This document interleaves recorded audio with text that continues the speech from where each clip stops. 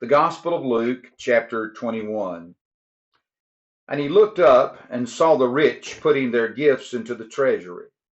And he saw also a certain poor widow putting in 2 mites. So he said, Truly I say to you that this poor widow has put in more than all. For all these out of their abundance have put in offerings for God. But she out of her poverty put in all the livelihood that she had. Then as some spoke of the temple, how it was adorned with beautiful stones and donations, he said, These things which you see, the days will come in which not one stone shall be left upon another that shall not be thrown down. So they asked him, saying, Teacher, but when will these things be? And what sign will there be when these things are about to take place? And he said, Take heed that you not be deceived. For many will come in my name, saying, I am he. And the time has drawn near. Therefore, do not go after them. But when you hear of wars and commotions, do not be terrified.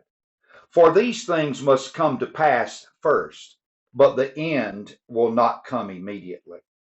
Then he said to them, Nation will rise against nation, and kingdom against kingdom. And there will be great earthquakes in various places, and famines and pestilences.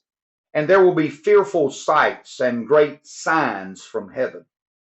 But before all these things, they will lay their hands on you and persecute you, delivering you up to the synagogues and prisons.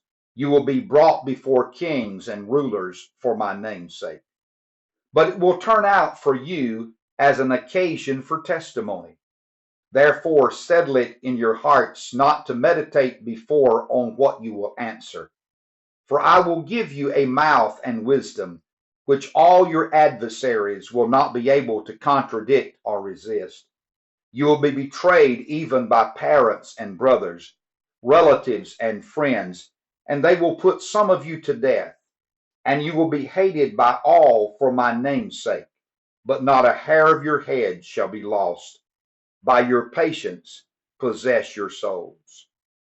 But when you see Jerusalem surrounded by armies, then know that its desolation is near. Then let those who are in Judea flee to the mountains.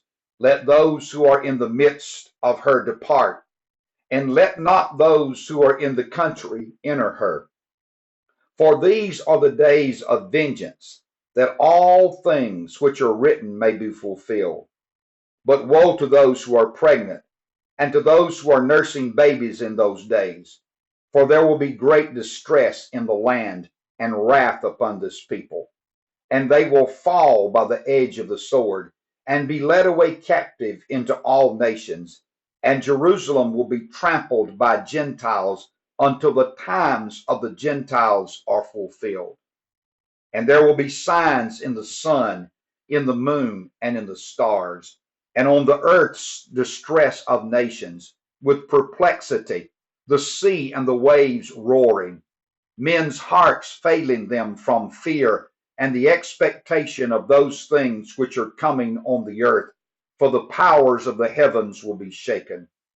Then they will see the Son of Man coming in a cloud with power and great glory.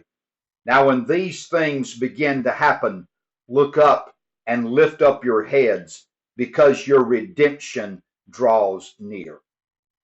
Then he spake to them a parable. Look at the fig tree and all the trees. When they are already budding, you see and know for yourselves that summer is now near. So you also, when you see these things happening, know that the kingdom of God is near. Assuredly, I say to you, this generation will by no means pass away till all things take place. Heaven and earth will pass away, but my words will by no means pass away. But take heed to yourselves, lest your hearts be weighted down, carousing, drunkenness, and cares of this life, and that day come on you unexpectedly. For it will come as a snare on all those who dwell on the face of the whole earth. Watch therefore, and pray always that you may be counted worthy to escape all these things that will come to pass, and to stand before the Son of Man.